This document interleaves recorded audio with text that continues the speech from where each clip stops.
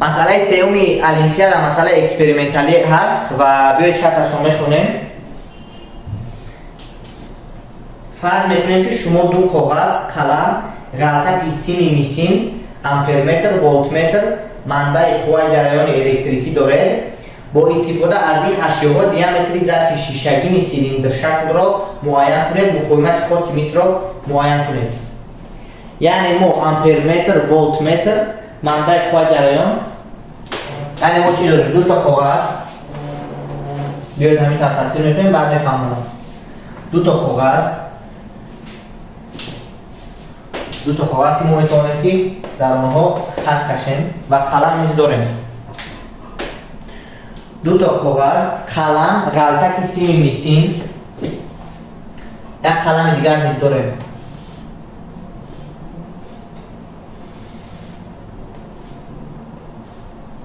خیر این همون قلم ما میباشد. فرض کردیم قلم، غلطک سیمی میسین، یک غلطک دیگر هم داریم. فرض کردیم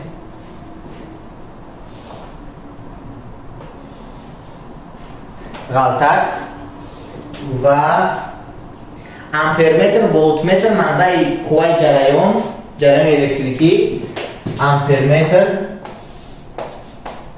ولتمتر، منبع قوه جریان الکتریکی. ما میتوانیم منبع رو ایدئالی قبول کنیم یا اینکه میتوانیم که چون این منبع یعنی شدت یا اینکه منبع که داشته باشیم. بیاید یکی از اینها رو ما میگیریم.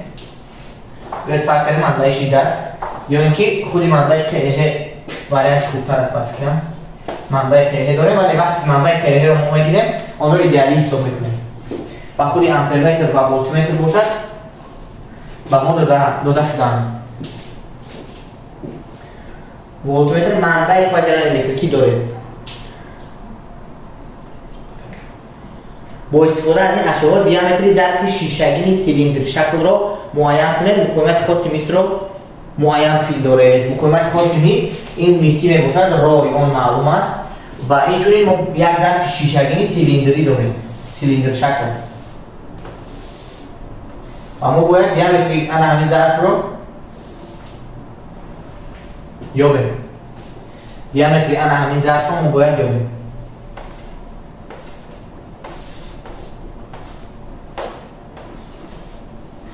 چی طرح ما میتوانیم دیامتری ظرف رو حساب کنیم؟ در اختیار ما یکان جدول یا اینکه متر برای چین کردن درازی آن یا اینکه دیامترش در اختیار ما نیستن این چیزها.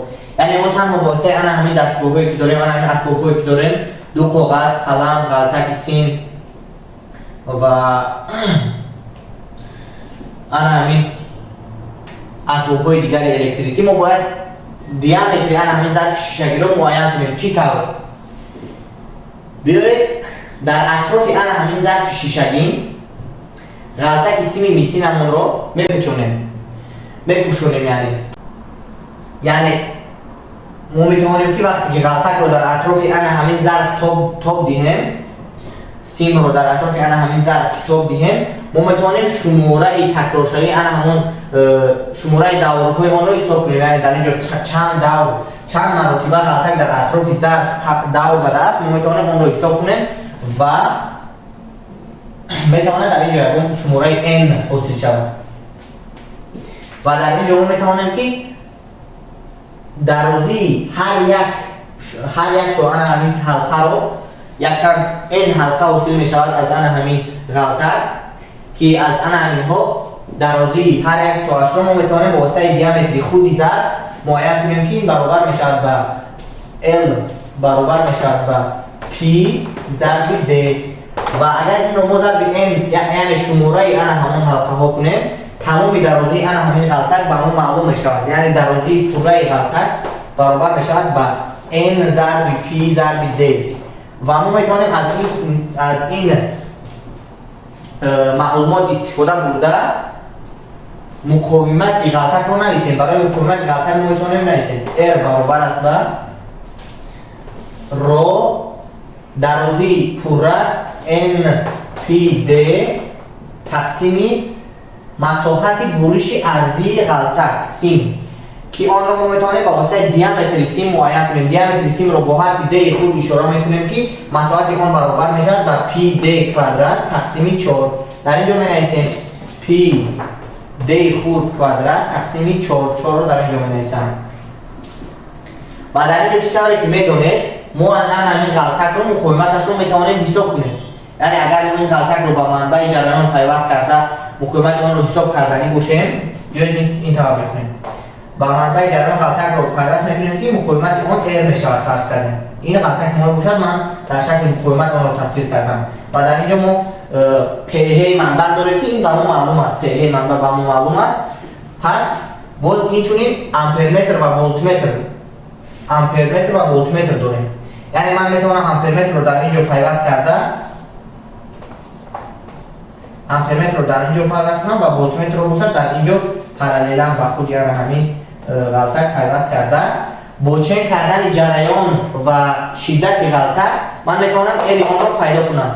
موافق قانون اوم ای برابر میشود با او تقسیم ار و از اینجا من میتونم ال رو پیدا کنم. این میشود او تقسیم ای. یعنی در اینجا من میتونم او تقسیم ای را بذارم. و یگانه چیزی که به ما معلوم نیست در اینجا دیامتر ها به ما معلوم نیست که ما باید دی کلان را یابیم. او ای رو به ما معلوم هستن. پی ان هم به ما معلوم است. ما این رو میتونیم حساب کنیم. از کاغذ ها و قلم استفاده میبریم. انا همین ظرف رو در بالای یکی از کاغذ ها میگذاریم. بیایید من نشان میدهم. فرض کردیم که این کاغذ ما میباشد. و ظرف شیشگی ما اینجا هستیم.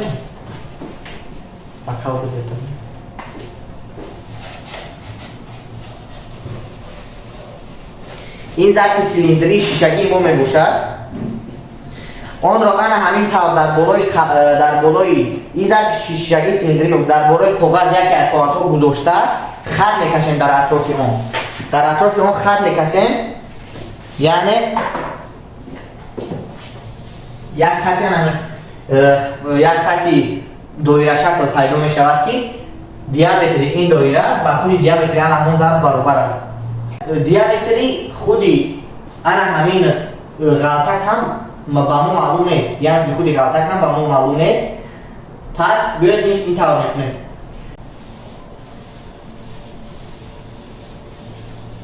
ولی اینها رو زیچ جایگیر میکنیم. که در بین آنها خالیگی نموند. در بین آنها خالیگی نموند زیچ جایگیر کرده. در اینجا مقایسه میکنیم. در بالای کاغذ مقایسه میکنیم و میبینیم که همون قسمی که در اینجا برابر میشود فرض کردیم که انا همین قسمش برابر میشود در اینجا. یعنی در داخل یک دیامتری انا همین ظرف شیشگین در اینجا فرض کردیم شماره n تا قفسی n تا انا همین سیم میتواند چرخ زند جایگیر شود. در اینجا قفسی سیم رو بیایید در اینجا مقایسه میکنیم. 1 تا 2 تا فرض کردیم ولی اونها زیچ جایگیرن. من در اینجا برای رسم فرما شدم زیچ آنها را جایگیر نکردن ولی اونها زیچ جایگیرن. یعنی در اینجا میتونیم شماره همین پیچه ها رو حساب کنیم و نسبتی دیامتر کلامی با دیامتر خودی غلطک سیم این میشود شماره ها. یعنی هر یک دیامتر آنها با دیامتر جایگیر شدن که هر یک دیامتر آنها جمع میشوند. یعنی فرض کنیم n تا آنها جمع میشوند n ضرب دی خورد برابری همین دی کلامی که در اینجا داریم. یعنی ما میتوانیم که از اینجا در جای دی کلام n کلام دی خود را گذاریم. یا اینکه با ما دی کلام در کار است. پس دی خود را گزارش میکنیم میشود دی تقسیم n کلام. پس همین فرمول ما چونین شکل رو میگیرد. بیاید در اینجا بنویسم او تقسیم ای برابر میشود با مقاومت خاص 4 n خود این n رو هم گفتن اول ما حساب کردن میتونیم 4 n خود پی د تقسیم پی د در کوادرات یعنی د کلان در کوادرات تقسیم n کلان در کوادرات n کلان با بالا میرم n کلان در کوادرات. انا همین فرمای کاری ما میگوشن ما با واسطه انا همین فرمولا میتونیم دیامتری ظرف رو حساب کنیم. در اینجا د بوده حساب میشود. بیاید آن رو پیدا میکنیم. دیامتری ظرف برابر میشود با دیامتری ظرف به اینجا میرود 4 n p رو بیاید 4 n خود 4 n p رو n کلان در کوادرات باز انا این ای 4 p بله همشون نیستیم. حتما در کنیم داریم او ضربی پی پی ها هم اختصار میشن. در اینجا پی ها هم اختصار میشدن. در اینجا داریم او ضربی پی رفت تمام. یعنی واسه انا همین فرم ما میتونیم دیامتری ظرف سیلندر شکل رو حساب کنیم. این بود مسئله سیومی الفبای خوانندگان صفحه 7 و 8.